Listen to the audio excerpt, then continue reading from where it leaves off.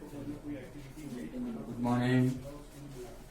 आज हम class second, third, fourth अपना विषय है हिंदी 2 और उसमें अपना पहला लेसन है आज हमारी भाषा। भाषा होती क्या है, भाषा कहते किसे हैं? उसके लिए डेफिनेशन लिखिए कि मनुष्य के भावों और विचारों के आदान प्रदान के साधन को ही हम भाषा कहते हैं। मनुष्य के भावों और विचारों के आदान प्रदान के साधन को ही हम भाषा कहते हैं।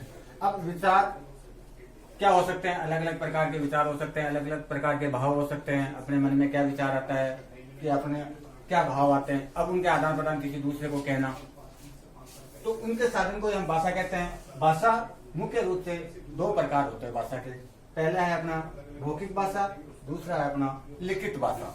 अब मौखिक भाषा क्या है? जब हम अपनी बात बोलकर दूसरों को समझाते हैं तथा दूसरों की बात समझते हैं तो इसे हम मौखिक भाषा कहते हैं। एग्जाम्पल, अब जैसे कि हम अपने बच्चे के मैदान में क्रिकेट खेलते हैं, 2 दोस्त है आपस में बात कर रहे हैं, तो वो क्रिकेट के बारे में बात कर रहे हैं, जैसे सहवाग ने अच्छे रन बनाए, सचिन आउट हो गया, क्यों हो गया, तो ये सब के सब क्या है? मौखिक भाषा है। तो मौखिक भाषा का मतलब ये होता है कि हम अपनी बात बोलकर दूसरों को समझा रहे हैं, तो उसको ही अब मैं कोई बात बोलकर समझाता हूँ तो वो दूसरा सुन रहा है उसको, तो उसको हम क्या दे देते हैं? मौखिक भाषा दे देते हैं। इसी प्रकार है लिखित भाषा। लिखित भाषा में क्या होता है? जब हम अपनी बात लिखकर दूसरों को समझाते हैं तथा दूसरों की बात पढ़कर समझते हैं तो इसे हम लिखित भाषा कहते हैं।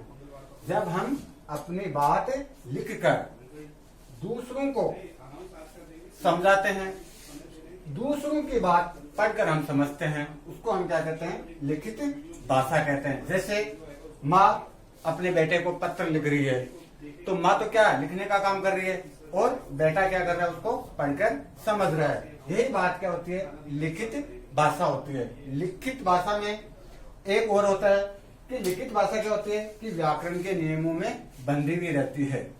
इसी प्रकार अपन ने भाषा के बारे में आज पढ़ा और यही आपको लर्न करना है और इसको आपको होमवर्क में करना है। कल मैं वापस आपको आऊंगा और भाषा के बारे में अगला टॉपिक बताऊंगा। धन्यवाद।